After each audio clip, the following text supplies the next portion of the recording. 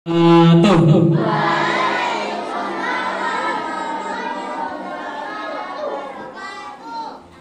Hamdan wa syukran kepada Allah, salatan wa salam ala Rasulullah. Qala Allah Ta'ala fil Qur'anil Karim, a'udzu billahi minasyaitonir rajim. Bismillahirrahmanirrahim. Innallaha wa malaikatahu yusholluna 'alan nabi ya ayyuhalladzina amanu shallu 'alaihi wa sallimu taslima. Shadaqallahul 'azim.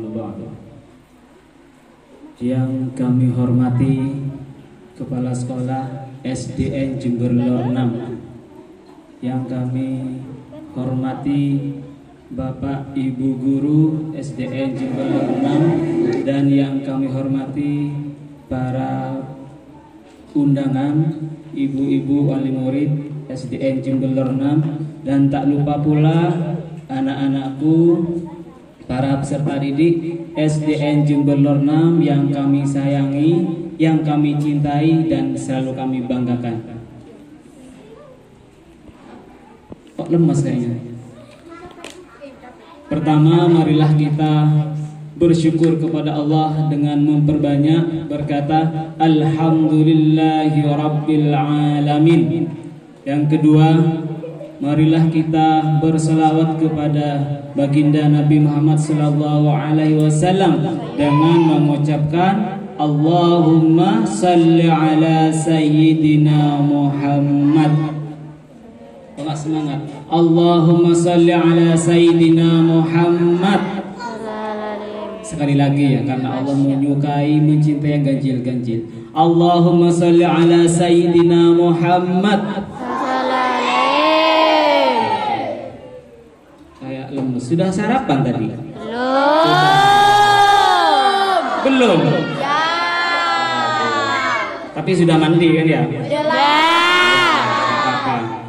Yang penting jangan lupa bersyukur, jangan lupa bahagia. Iya. Katanya seperti itu, jangan lupa bahagia. Karena kalau kita bersyukur, kita bahagia, insya Allah kita menjalani semuanya aktivitas kita dengan senang hati. Ya.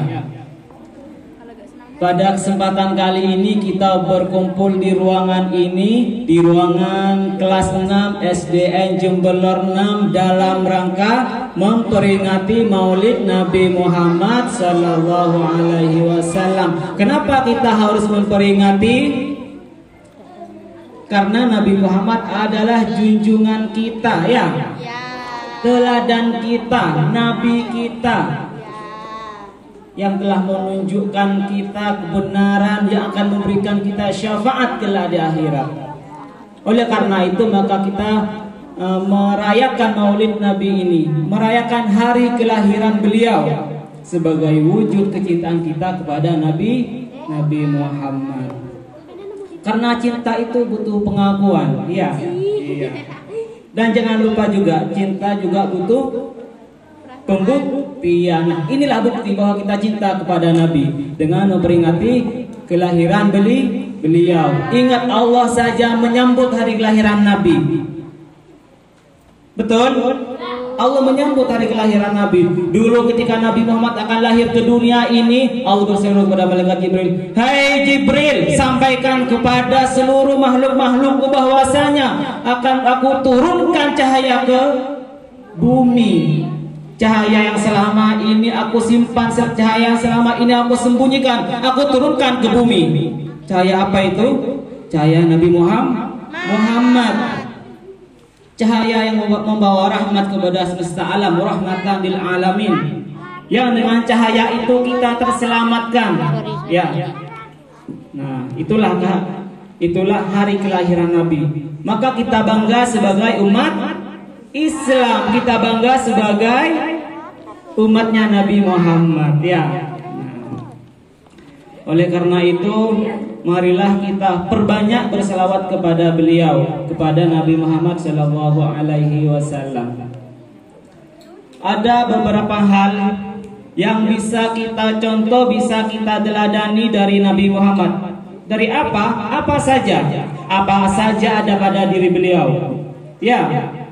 Yang pedagang, Nabi juga seorang pedagang.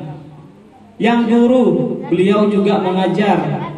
Yang pendakwah, Nabi juga pendakwah. Kalau Pak Guru bukan pendakwah ya, sekedar memberikan pesan-pesan kepada kalian. Apalagi di sini kalau Pak Guru toleh kanan kiri nggak disediakan sofa sama Pak Dedi. Biasanya ada kursi sofa, ada buah-buahan, ada minuman. Nggak lupa juga alarmnya takut kesirep ya. Ada. Ini kode keras berarti jangan lama-lama ya. Jangan lama-lama berarti. Siap. Jadi Pak Guru tidak akan berbicara panjang kali lebar, tapi berbicara sempit kali sedikit. Nah, ya. Jadi tidak banyak yang Pak Guru sampaikan. Biasanya kalau ustadz-ustadz yang terkenal kayak almarhum Ustadz Jeffrey, Ustadz Jeffrey disingkat jadi UJ. Ustadz Abdul Somad disingkat jadi UAS. UAS. Kalau Ustadz Rusdi jadi urus. Nggak enak ya. Nggak bakat jadi ustadz-ustadz yang terkenal. Nah, yang penting kita selalu bangga menjadi umat Nabi Muhammad SAW. Seperti yang tadi sudah disampaikan, sudah disentil sedikit oleh kepala sekolah kita bahwasanya Nabi Muhammad adalah seorang manusia, tapi bukan manusia biasa. Ya, beliau manusia bukan manusia biasa. Beliau manusia yang istimewa. Beliau adalah manusia pilihan, tidak seperti kita manusia-manusia kebanyakan. Ya. Nabi juga bukan Nabi sakit. Sama seperti pada manusia kebanyakan yang lain. Apakah Nabi juga makan? Sama. Nabi juga makan. Kalian tidur, Nabi juga tidur. Nabi meludah, kalian juga meludah. Tapi beda. Kalau ludahnya Nabi itu bisa menjadi obat. Kau percaya kalian? Coba kita buka-buka lagi sejarah. Pada waktu itu, pada zaman dahulu, waktu Pak Guru belum lahir, ya. Pada zaman itu, ketika sahabat Abu Bakar dan Nabi hijrah dari mana? Madinah. Dari Jembeler 6 ke? Madinah. Bukan. Dari Madinah ke Mekah. Salah. Dari mana? Madinah. Dari Mekah ke Madinah. Oke, betul. Bersama sahabat Abu Bakar. Beliau istirahat di suatu gua. Di gua itu namanya gua kan ya, tidak ada penghuninya. Tidak ada penghuninya, tidak ada Pak RT, tidak ada Pak RW, tidak ada Pak Lurah di sana. Tidak ada. Cuman ada Nabi sama sahabat Abu Bakar. Sahabat Abu Bakar membersihkan gua itu, dibersihkan. Setelah bersih baru dipersilahkan monggo Nabi. Nah, Nabi istirahat. Ketika Nabi istirahat tidak sengaja tangannya Abu Bakar digigit kalajengking. Digigit kalajengking tapi tidak bersuara sahabat Abu Bakar karena takut mengganggu istirahatnya Nabi. Diam aja. Sampai pucat pasti. Sampai pucat berkeringat. Akhirnya Nabi bangun. Kenapa Abu Bakar? Setelah dilihat tangannya sudah bengkak, sudah merah-merah karena digigit oleh kalajengking. Kalajengking bukan kalaundang. Digigit kalajengking. Akhirnya sama Nabi dikasih ludah. Bismillahirrahmanirrahim. Langsung sembuh. Yang bengkak hilang, yang merah langsung hilang. Bisa menyembuhkan ludahnya ya. Di sini ada yang sakit, ada yang minta ludahnya Pak Guru? Tidak ada. Tidak ada yang minta. Tidak ada. Beda ya. Beda. Nabi juga berkeringat sama. Ya, karena Nabi makan, Nabi juga berkeringat. Kalian juga berkeringat, makanya mulai kita baik kepaya.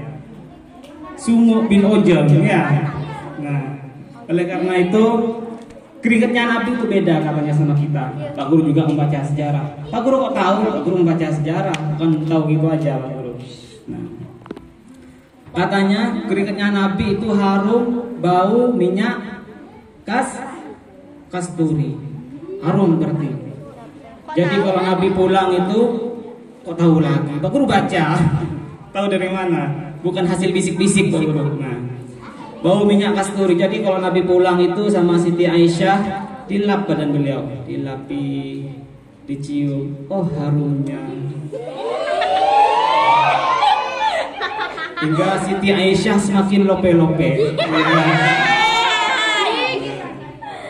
Coba nanti ibu-ibu itu, ibu-ibu wali murid kalau pulang nanti bapaknya pulang kerja langsung dilapi, dicium-cium.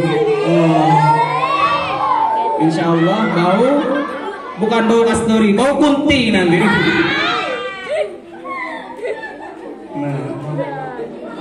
Nah, Jadi sama ya. Cuman bukan manusia biasa. Nabi Muhammad itu juga seorang yang sangat sabar. Sangatnya tidak terbatas. Sangat sabar. Sangat. Dulu ketika beliau berdakwah di suatu wilayah namanya Taif ya. Ketika sedang berdakwah, beliau dilempari batu. Dia luka akhirnya. Luka keluar darah. Datang Jibril. Kalau Nabi mengizinkan, saya akan timpuk masyarakat Taif dengan gunung Uhud katanya. Ada yang tahu gunung Uhud? Ada tahu besarnya seperti apa? Nah, alhamdulillah tahu. Pak Guru nggak tahu misalnya. Kalau Pak Guru belum pernah melihat seperti apa besarnya. Nah, tapi kata Nabi, jangan Jibril. Kalau ditimpuk pakai gunung Uhud, lober mas. Wassalam langsung. Yang diharapkan Nabi apa? Nabi pemikirannya jangka panjang. Mereka tidak beriman, mereka menolak Islam, mungkin anak-anak keturunannya. Ya kan? Tapi katanya Jibril, kalau bapaknya bajingan, ya anaknya juga bangsat nanti Nabi. Tapi tetap sabar kata Nabi, sabar kata Nabi. Kalau anak mereka tidak juga menerima Islam, tidak beriman, mungkin anak cucunya. Akhirnya Nabi berdoa. Setelah dilempar, sakit, terluka, didoakan. Hebat ya kesabarannya Nabi. Coba kalian misalnya Pak Guru lagi ceramah di sini, kalian lempar pakai penghapus biar. Langsung Pak Dedi menanyakan, mau diapakan Pak? Sikat. Beda ya. Karena Nabi manusia biasa, Pak Guru bukan seperti itu, seperti Nabi. Paling tidak punya sabar ya sedikit lah ya. Sedikit sekali. Ya. Kalau kita mau menjatuh Nabi langsung 100% mungkin tidak bisa. Setidaknya kita berikhtiar untuk meniru, mengikuti jejak Nabi. Kalau kita bandingkan dengan dulu kisahnya Nabi Nuh, ya kan? Kisahnya Nabi Nuh, beliau berdakwah sekian lamanya, yang ikut sedikit, bahkan anaknya saja nggak mengikuti dakwahnya Nabi Nuh. Akhirnya Nabi Nuh berdoa agar semua rakyatnya ditenggelamkan. Tenggelamkan katanya. Kaget. Nah, ketika seperti itu, barulah Nabi Nuh kemudian membuat apa? Kapal dari iya, bukan perahu kertas kan ya. Itu lagu itu. Nah, buat dari kayu. Ketika seperti itu bukan malah diterima, malah semakin dihina. Si Nuh kayaknya sudah stres itu. Sudah agak error si Nuh itu. Buat kapal itu di tengah daratan. Aneh ini, ajaib ini. Bukan hanya dicela, bukan hanya dihina. Hanya orang-orang itu sakit perut, lari buang air besar di Tanah. bukan sungai. Tanah. Di kapalnya itu. Sakit perut ke kapal. Semuanya buang air besar ke sana. Akhirnya kapalnya Nabi yang dibuat oleh Nabi Nuh itu sampai penuh dengan apa? Kotoran. Bukan kotoran, emas batangan. Penuh dengan emas batangan.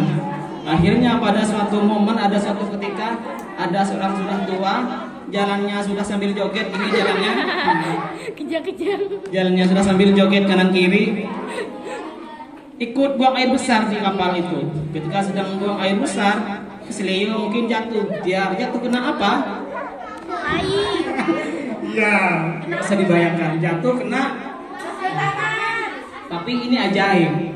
Ketika terjatuh badannya sudah penuh nempel dengan emas batangan. Yang tadi stroke jalannya sambil goyang ini langsung gagah perkasa seperti Pak Dedi langsung. Langsung sehat, langsung sembuh. Akhirnya dia pulang. Mak bisa sehat betul.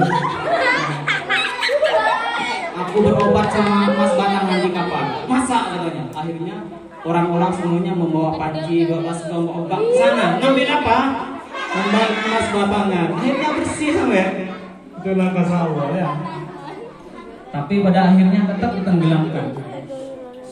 Nah, karena ikan Nabi Nuh sabar, terus nggak akan terjadi peristiwa banjir bandang. Ya, tidak akan ditenggelamkan itu. Tapi Nabi kita Muhammad dilempar, diludahi, dilempari kotoran tetap bersabar. dengan Nabi kita Muhammad SAW.